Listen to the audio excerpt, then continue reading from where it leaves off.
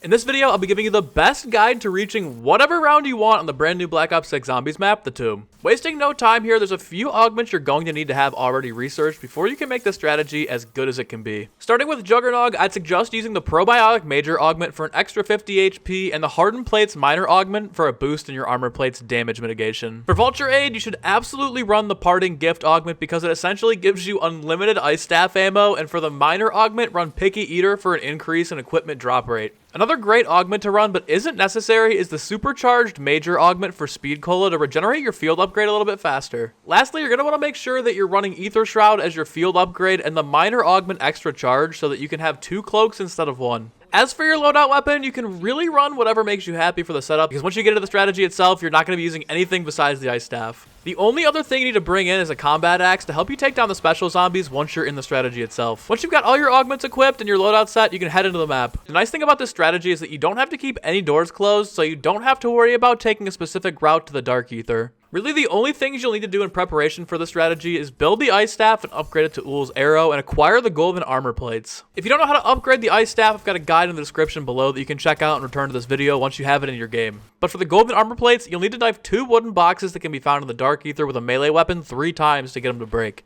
The boxes are in front of Juggernog and by the green return portal behind the mound. Each box has a statue head in it that you need to pick up and place on both the statues and spawn. Before you interact with the statues to start the blood sacrifice, make sure you've got a triple packed legendary weapon, a 3-plate vest, and all of your perks. When the blood sacrifice begins, you'll be limited to 1 HP and have to take down 3 HVT doppelgasts. Just run around the room and chip away at their health and make sure you keep your distance. If you need to, buy armor from the wall buy at the bottom of the pit, because if your armor breaks, you actually will be 1 hit from anything. If you complete this, you'll have to do it all over again by interacting with the other statue. This time the HVTs will be EMP mimics, and they have a bit of a farther ranged attack than the doppelgast, so again, just keep moving, keep your distance. Once you complete both sacrifices, the golden armor plates will spawn at the top of the temple, right where the Pack-a-Punch location is, and you can pick them up for free. Once you've got Ull's Arrow, the golden armor plates, and all of your perks, make your way down to the stamina up location inside the Shrine of Hierophants. This is where you'll be running the strategy for the remainder of the game. Park yourself in front of the wall spawn next to stamina up and shoot the Ice Staff towards the Parasite statue in the middle of the room. Radius of the charged Ice Staff attack will cover the spawn you're standing over and pretty much the entirety of the left side of the room. Whenever the doppelgasts and mimic get close to you, they'll be frozen by the Ice Staff, but it won't kill them off. You can throw your combat axes at them to kill them pretty easily, but be cognizant of when the Ice Staff charge is going to wear off, because if it does and you don't have any Ether Shrouds to bail you out, you're as good as dead on the higher rounds. I am aware that you can just hold up the hand cannon or a tactical and will trick the game into dealing the same damage the hand cannon does towards the bosses while they're frozen,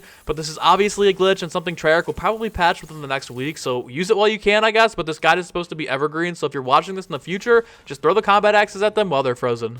The amalgams are a little bit more tricky to deal with because they have a lot more health. Again, you can't just use the hand cannon or tactical glitch, but I'm sure this will be patched out within a week. But if you're not using that glitch or you're watching this video in the future, try and take them down with the tomahawks. But on the higher rounds, when you have enough salvage, honestly, just keep a mutant injection stashed to take these down on the rounds that they spawn in. Even if you don't have salvage for them, the drop rate on the mutant injections is actually really solid on this map. They tend to drop pretty often from the doppelgasts and the EMP mimics that you're killing as you're progressing the rounds. So by the time you get to an amalgam round, 9 times out of 10, you're already going to have a mutant injection stash. But again, if you do need to buy them, use an Ether Shroud and go to the crafting table that's just to the left of this room. You can run the strategy for as long as you want to, and this is probably the fastest high round strategy in the entirety of the game. I know the setup for the Ice Staff can take a little bit of time to actually get, but when you're just in the strategy and you're in the flow state of progressing rounds, you can just fly through them, even faster than Liberty Falls. The nice thing about this strategy too is that you're primarily doing damage to all of the zombies and the enemies with your Ice Staff, so there's very little, if ever, times where you're running mostly score streaks, which means you're going to level up really fast. On Liberty Falls, I'd say like probably 30-40% of the time you're using kill streaks to progress the rounds if you're not using the jet gun, and you don't get as much XP from using the kill streaks, so this strat is actually really OP for leveling up quickly, because not only can you fly through the rounds really quickly and get to a high level faster than you can on any other map, but the entire time that you're doing that, you're pretty much getting max XP from using the Ice Staff. Same thing goes for the Gobblegums. Because of how quickly you're progressing rounds here and gaining XP, you're going to be unlocking Gobblegums probably faster than any other method in the game. So again, this is a great way to not only level up, get to a high round, but also get those Gobblegums stashed up. Again, you can pretty much run this for as long as you want to. You really just have to be cognizant. I think the hardest part of this entire strategy is just making sure that that Ice Staff charge shot doesn't go away, because if it does go away and you don't have time to shoot another charge shot, especially on the higher rounds, you're probably cooked.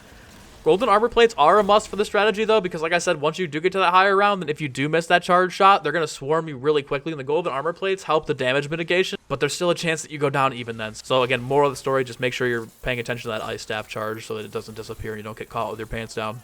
Eventually, you'll get to a certain point where you'll have so much salvage that you honestly could revert back to the mutant injection strategy if you do want to make the rounds a lot easier in the higher rounds, but you won't be getting as much XP as if you just sit there with the ice staff, and I'm pretty sure you can just ride the ice staff all the way to 999 because it deals infinite damage. But if you want to, probably around the point where you have like 350,000, 400,000 salvage, you could switch to mutant injections to just spam them for the remainder of the game. But if you want the most out of your game XP-wise, and probably even gobblegum-wise, stick with the ice staff and just keep trying to rack up as much XP as you can.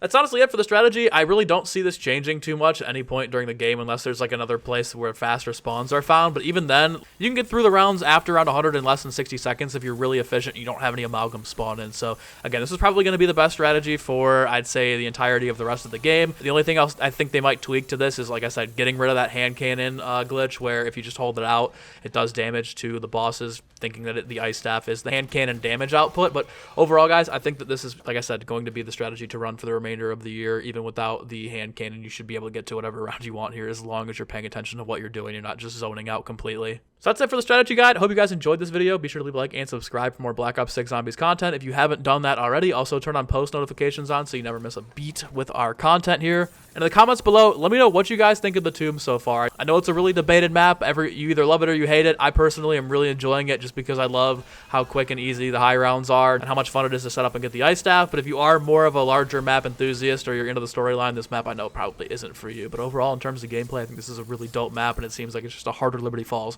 Hope you have a good rest of your day. Stay safe, stay hydrated. Peace.